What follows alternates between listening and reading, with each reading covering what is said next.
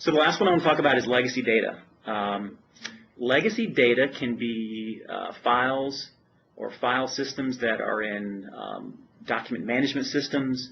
It could be old file shares, or it could be a huge library of ISOs or images or video files.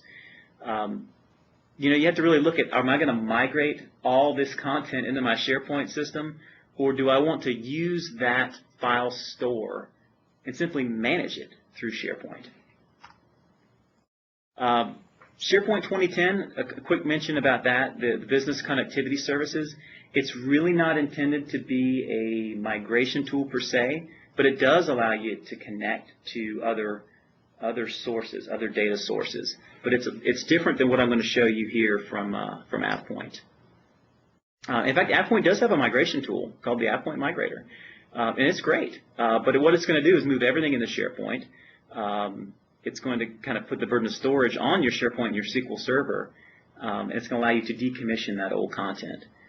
The connector is a different strategy. Basically, your data is available through SharePoint, but you're going to still use that legacy system for all the storage, and you're going to leave that kind of investment there. You don't have to decommission it, and it's going to take a load off of your SQL Server.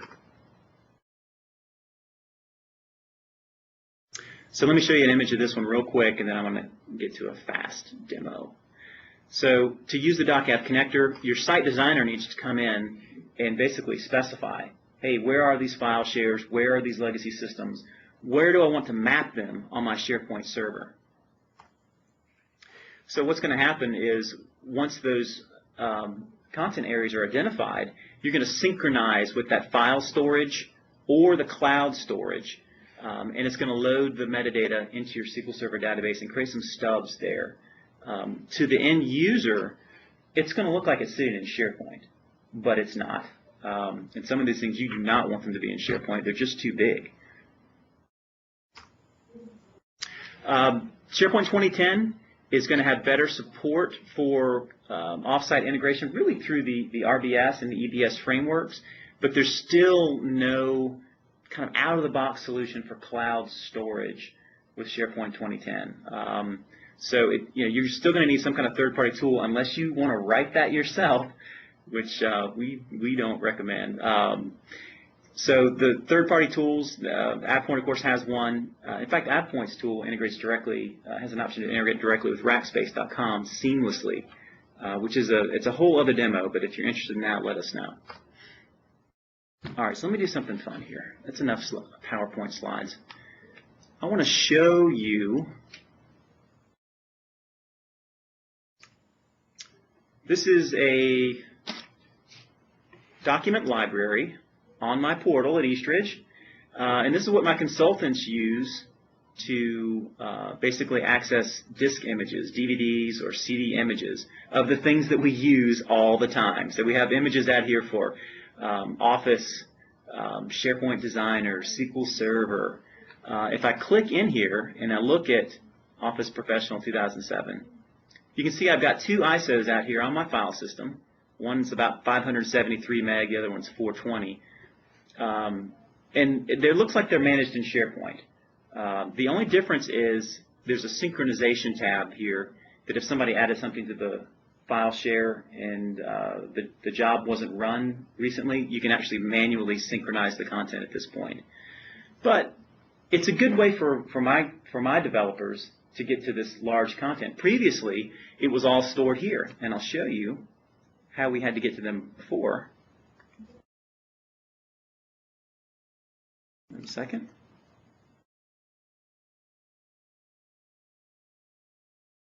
Here we go. So previously, developers would have to come in, get on the VPN, browse out to a file share. You see, I'm in my ISO library here. Come over to the Office 2007 directory and actually download these things. But now we're coming in securely over HTTPS through SharePoint and getting that content. It's just being managed. The metadata is there inside of SharePoint. So that's an example of kind of how the connector works. Behind the scenes, I want to show you real quick what the administrative tool looks like from AvePoint. Okay, Log in here.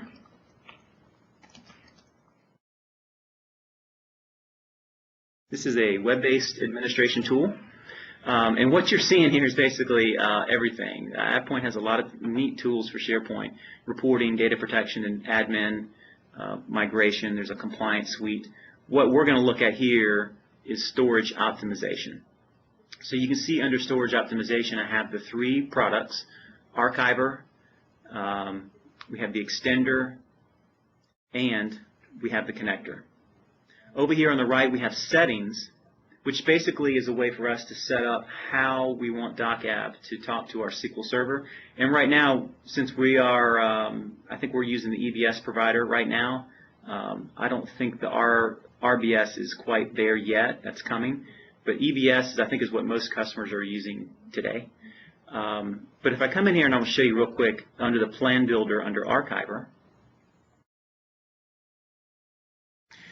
you can see basically an administrator would come in and select the farm that they want to work on, select the group. You can select drives that you may have set up in the system. I think for this one we just set up one. It's called a backup drive. And then we can go in and apply some rules by document.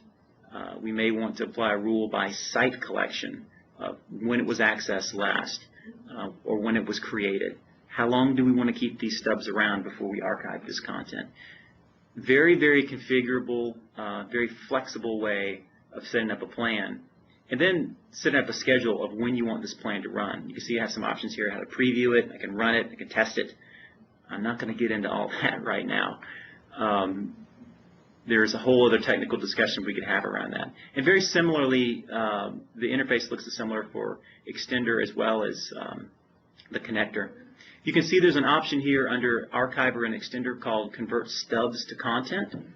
And this is basically a way of getting that blob data from a file system, maybe that you had moved off. Well, let's bring it back. Let's put it back in SQL Server because now it's very active, or now we need to have access to that content in the database and not on the file system.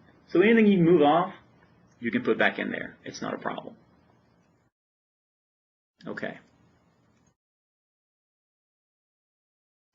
Now, this is what I just kind of showed everybody from a high level, all the products that are there. We can talk about any of these. What we were talking about today was really over here under storage optimization. This comes as a suite, or you can buy these products one by one: extender, archiver, or connector. It's your choice. Okay, we're right at 20 minutes. This was designed to be short and sweet, and I thank everybody for your participation. If you have a question, whether it be technical, sales, pricing, what have you, send us an email at sales@eastridge.net or give us a call, 336-831-9800. Thank you very much.